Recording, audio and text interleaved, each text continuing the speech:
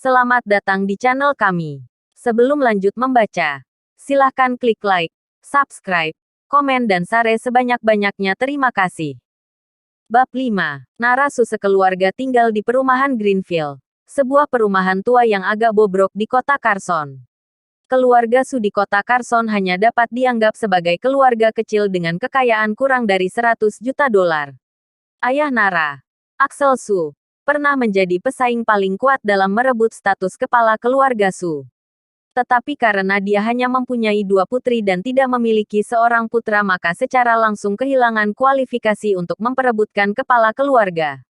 Setelah itu, adik Axel, Alex Su, demi mendapatkan kembali harta keluarga Su yang berada di tangan Axel, dia mengambil kesempatan dalam kesempitan saat melihat kakek Nara yang sedang sakit parah itu. Dengan menggunakan alasan sebuah pernikahan dapat memberi berkah dan membuat kakek Nara itu sembuh, maka kemudian dia memaksa Nara yang sudah cukup umur itu untuk mencari pria yang mau menikah dan masuk ke dalam keluarga Su.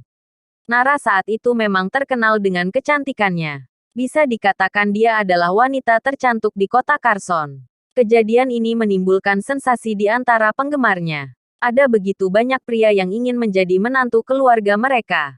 Namun, Nara akhirnya memilih Reva yang jujur dan tidak memiliki latar belakang apapun.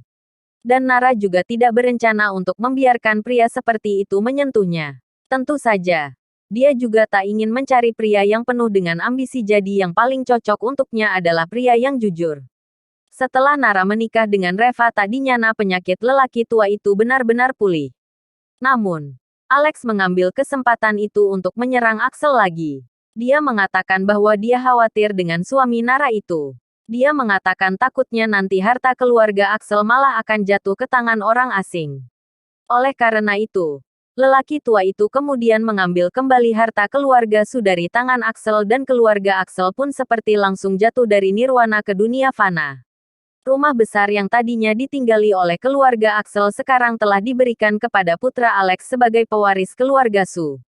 Keluarga Axel juga pindah ke perumahan bobrok yang berukuran lebih dari 100 meter persegi dengan 3 kamar tidur dan 1 ruang tamu ditambah dengan 1 celah besar. Dengan keadaan seperti itu, Reva secara langsung menjadi duri di mata keluarga Axel. Menurut mereka, jika bukan karena Reva, keluarga mereka juga tidak akan jatuh ke titik ini. Selain itu, Reva juga sangat tidak berguna sehingga semakin membuat keluarga mereka menjadi sebuah lelucon besar di kota Carson. Ibu mertuanya Alina sering berkata, jika bukan karena Reva, si manusia sampah, Nara pasti sudah menikah dengan keluarga kaya dan kekuasaannya juga tidak terbatas. Dalam 3 tahun terakhir ini Reva telah melayani keluarga Su layaknya pengasuh yang merawat keluarga mereka dengan suara rendah dan sopan. Selama 3 tahun itu juga mereka tidak pernah mengizinkan Reina memasuki pintu itu. Reva yang telah bekerja selama 3 tahun dan semua gajinya juga diambil oleh mereka. Adiknya sedang sakit dan mereka tidak mau memberikan sepeser uang pun. Selain itu, Nara juga telah melakukan hal-hal yang tidak terpuji dalam hubungan suami istri terhadapnya. Siapa yang bisa tahan? Sesampainya di gerbang perumahan itu, Reva dengan enggan menenangkan dirinya. Meskipun dia sangat marah, dia masih harus mencari tahu apa yang telah dilakukan Nara dan apa yang dia pikirkan. Ini adalah perumahan yang bobrok dan sudah tua. Lorong-lorong di dalamnya tidak cukup lebar untuk dilalui sebuah mobil. Reva memarkir mobil di luar dan berjalan pulang. Tepat saat dia hendak naik ke atas, 2 orang berjalan ke tangga. Itu adalah ayah mertuanya Axel Su dan ibu mertuanya Alina. Melihat Reva, wajah Axel menjadi gelap dan dia menoleh ke samping. Alina bahkan terlihat lebih marah dan berkata dengan keras, "Reva, kemana saja kau seharian ini? Kau tidak memasak dan juga tidak mencuci pakaian. Apa sedang kau lakukan?" Alis Reva tertaut dan dia merasa lega sejenak.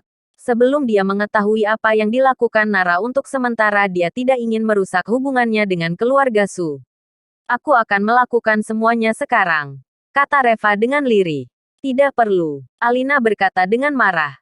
"Pesawat Nara sebentar lagi sudah mau sampai dan jika sampai telat menjemputnya, aku tak akan melepaskanmu." Reva menundukkan kepalanya dan tidak mengatakan apa-apa. Dia telah terbiasa dengan perlakuan seperti ini selama bertahun-tahun. "Di mana mobil yang kau pinjam?" Sambil berjalan Alina bertanya dengan tidak sabar. Reva yang baru saja hendak berbicara sudah dimarahi kembali oleh Alina. Kau mencari sebuah taksi lagi kan? Bisakah kau sedikit saja memikirkan perasaan Nara? Dia di perusahaan dengan status eksekutif tingkat tinggi.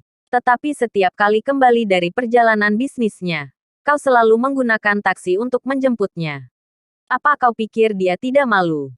Reva, kau benar-benar orang paling tidak berguna yang pernah kulihat seumur hidupku. Tidak bisakah kau sekali-sekali membuat Nara terlihat sedikit lebih bergengsi? Sudahlah, lupakan saja. Berbicara dengan orang seperti kau, lama-kelamaan aku akan berumur pendek. Aku sudah menelepon adik iparmu. Lupakan saja. Cepat atau lambat aku akan mati kesal jika terus berbicara denganmu. Aku sudah menelepon adik iparmu, Hiro. Dia akan datang dengan Honda Accord-nya nanti.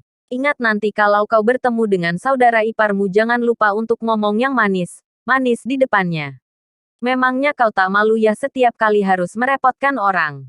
Mulut Alina seperti senapan mesin yang terus-menerus berbicara dan mengoceh tanpa kesempatan kepada Reva untuk berbicara sama sekali. Reva juga tidak berbicara lagi. Selama bertahun-tahun dia sudah terbiasa. Beberapa saat kemudian ketiganya berjalan ke gerbang depan perumahan itu lalu melihat sebuah Honda Accord melintas. Alina segera memberi isyarat dengan melambaikan tangannya agar mobil itu menghampirinya. Tetapi mobil itu melewati mereka dan berhenti di sisi yang lain. Apa yang terjadi? Apakah dia tidak melihat kita? Ujar Alina dengan terkejut. Ada sebuah mobil yang diparkir di samping mereka dan itu adalah mobil Dr. Tanaka.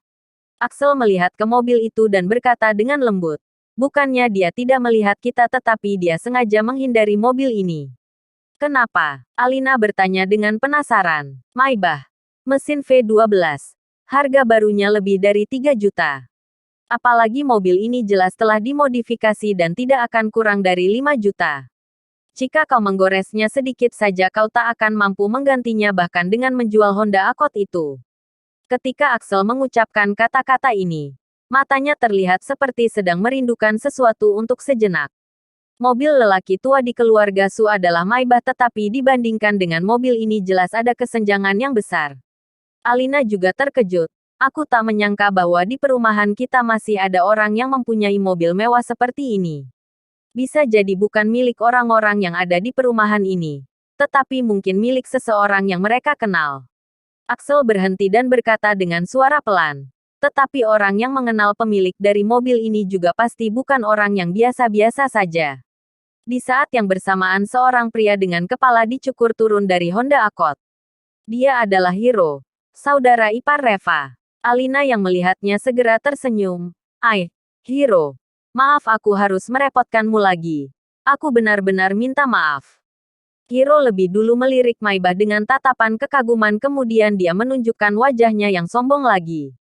Meskipun dia tidak memiliki mobil seperti itu tetapi dia jauh lebih hebat daripada Reva. Apa yang kau kata Nah? Kita adalah keluarga. Tak usah sungkan. Hiro memandang Reva dengan mengejek. Kakak ipar, jika kau ingin menggunakan mobil langsung aku saja. Mengapa setiap kali harus merepotkan mama? Reva menunduk dan tidak berkata apa-apa. Hiro ini sebelumnya adalah seorang bajingan kecil. Kemudian dia bekerja dengan seorang bos dan dalam sekejap saja dia sudah menjadi pengusaha kecil. Meskipun dia menikah dengan Hanasu, saudara perempuan Nara tetapi setiap kali dia melihat Nara, matanya penuh dengan niat jahat. Diam-diam ejekan Hiro kepada Reva telah melebihi ejekan orang biasa. Di setiap pertemuan keluarga, dia mencoba yang terbaik untuk menunjukkan keunggulannya di depan Reva. Pertama dia akan mengejek Reva dan selanjutnya dia sengaja menunjukkannya kepada Nara. Bagaimana mungkin Reva akan memohon kepada orang seperti itu? Melihat Reva yang tidak berbicara, Alina seketika menegurnya dan berkata, "Mengapa kau diam saja? Cepat mengucapkan terima kasih kepada kakak ipar." Hiro memandang Reva dengan penuh kemenangan. Reva mengerutkan keningnya dan berbisik. Aku punya mobil. Tidak perlu berterima kasih kepadanya. Memangnya kau punya mobil apa? Alina tertegun sejenak. Lalu berkata dengan marah, untuk menjemput Nara di bandara. Kau harus mencari mobil yang lebih baik. Kau tidak akan mencari mobil yang jelek lagi kan? Dapatkah kau memikirkan perasaan Nara? Hiro juga tersenyum dan berkata, ya, kakak ipar. Bagaimanapun juga Nara adalah seorang eksekutif senior di perusahaan. Kalau tidak, coba kau berusahalah untuk membeli sebuah mobil. Kau tidak boleh selalu membiarkan Nara pulang dengan mobil orang lain. Wajah Reva menjadi dingin dan dia berkata dengan sungguh-sungguh, kau tak perlu mengkhawatirkan itu. Nantinya Nara tidak perlu lagi menggunakan mobil orang lain. Hehe. Menyombongkan diri itu hal yang mudah, tetapi harus melihat kemampuanmu juga. Hiro menepuk mobil akotnya dan berkata sambil tersenyum. Meskipun harga mobil sekarang tidak terlalu mahal, tetapi ini juga harganya hampir 2 atau 300 ribu dolar. Kakak ipar, aku dengar untuk menyelamatkan adikmu juga hanya perlu biaya 300 ribu. Kalau begitu kau mau membeli mobil atau membeli nyawa? Reva, kau benar sangat mengecewakan. Kau tidak memiliki keterampilan dan kau hanya bisa membual. Sudahlah, aku juga tak mau mengandalkanmu kali ini. Alina membenci orang yang tidak berguna. Hiro, ayo antar kami ke bandara untuk menjemput Nara. Oke, Hiro terlihat sangat gembira. Tentu saja dia ingin memiliki lebih banyak waktu dengan Nara. Pada saat ini, Reva berjalan ke samping Maibah. Dia membuka pintu mobil dan berbalik untuk melihat Alina. Ma, lebih baik aku yang pergi saja. Bersambung.